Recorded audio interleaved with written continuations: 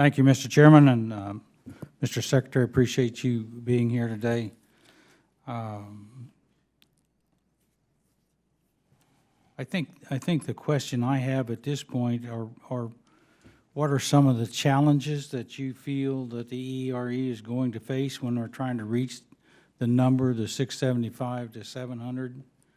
And then could you relate how the STEM education programs, the internships, the research opportunities at DOE assist in attracting these kind of individuals? Sure.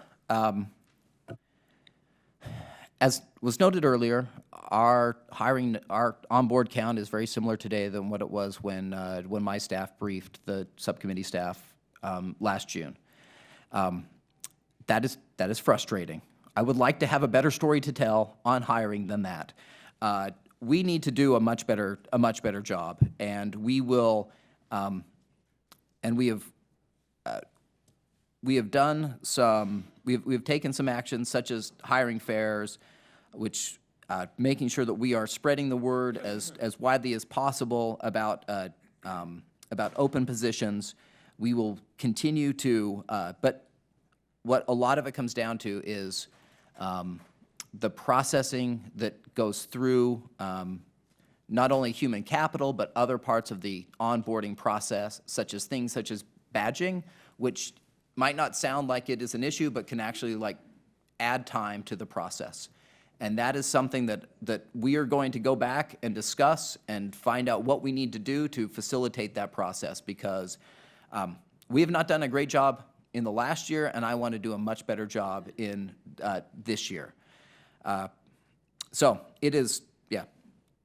So I'm a bit frustrated about that because there's only certain parts that are in my control. We have 70 actions that are fully approved, that are moving through the process, and I would like as much as possible to facilitate that. And with that,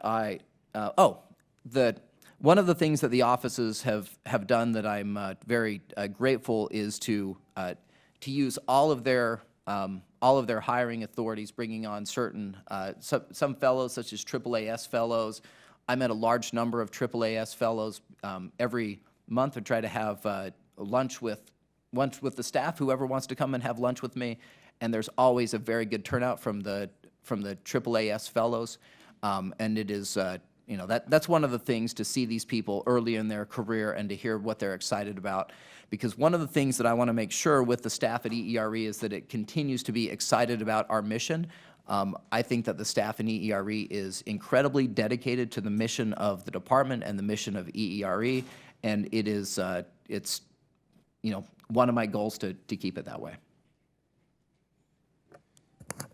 You might make one comment, if you would, about we're putting a lot of emphasis on STEM education programs and encouraging the ability to fill that pipeline to get employees like you're looking for. Any thoughts in that regard that you see, what your observations might be? Sure. Two things there. We do have some direct hiring authority for certain STEM positions. We want to use that authority to its fullest to make sure that we're getting good candidates in EERE, making sure that the technical staff, the program offices are well staffed, because that is our least burdensome way of hiring people. Also, because STEM is critical in the very near future, we should be coming out with a $20 million effort that's not to hire federal staff, but a $20 million effort in terms of hiring, not hiring, but in terms of STEM education. That was also in the most recent budget, to highlight the importance of that. Plus, our offices, our individual offices, such as our Water Power Technology office and others, are going to have additional work on STEM as well to make sure that we are doing everything we can in that area. One quick question. I only got about 22 seconds, so anyway, I'm interested in agriculture and the trucking industry. Any comment about the biofuels and what you're doing in that area? Well, one quick thing is on the solar FOA that just came out today. There's an interesting topic about solar and solar and agriculture, looking how we can do a better job combining those two things. In terms of trucking, heavy-duty trucking is an important area, looking at what that looks like in terms of electrification, in terms of using other fuels, in terms of bioenergy. Our bioenergy technology office, I think, is working on a lot of exciting areas. Just last week, I was at Lawrence Berkeley National Laboratory reviewing some of our work there, participating in a summit on biomanufacturing, and our bioenergy technology office is really leaders in this area. Biofuels have been somewhat of a challenge. We haven't been able to accomplish what we hoped we would 10, 15 years ago in terms of the efficiency of some of those fuels, but we're making progress. Thank you very much, and I yield back. Thank you, and the chair will now recognize the gentlewoman from Oregon, Ms. Bonamici. Thank you to the chairs and ranking members, and thank you to our